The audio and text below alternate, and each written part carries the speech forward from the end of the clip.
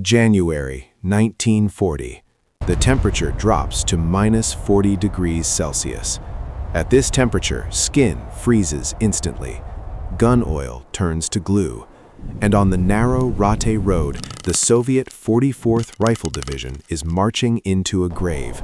25,000 men, hundreds of tanks, a column stretching 20 miles long. They are the Blue Division, an elite force sent to crush the Finnish resistance at Suomussalmi. On paper, they are an unstoppable steel snake. But the Finnish commander, Colonel Hjalmar Siilasvuo, sees something else. He doesn't see an army, he sees a traffic jam. The terrain is the weapon. The road is just 4 meters wide. Thick, ancient forests wall them in on both sides.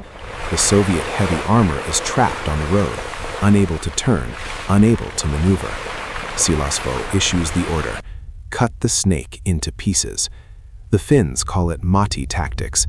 It begins not with an assault, but with silence. Finnish ski troops, dressed in white camouflage, ghost through the deep snow, where Soviet infantry cannot follow. They strike at the front of the column, then the rear. The trap is snapped shut. Now the 20-mile column is no longer an army, it is a prison. Panic begins to set in.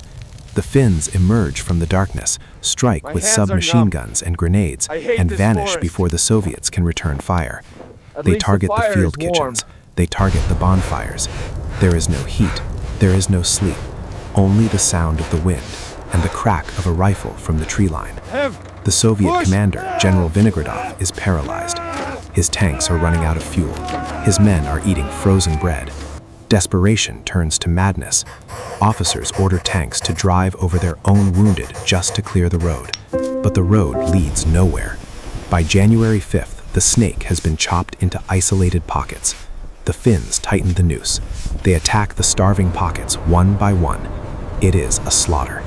The 44th Division isn't fighting for victory anymore. They are fighting for the right to retreat. On January 7th, the silence returns to Raate Road. The Blue Division has ceased to exist.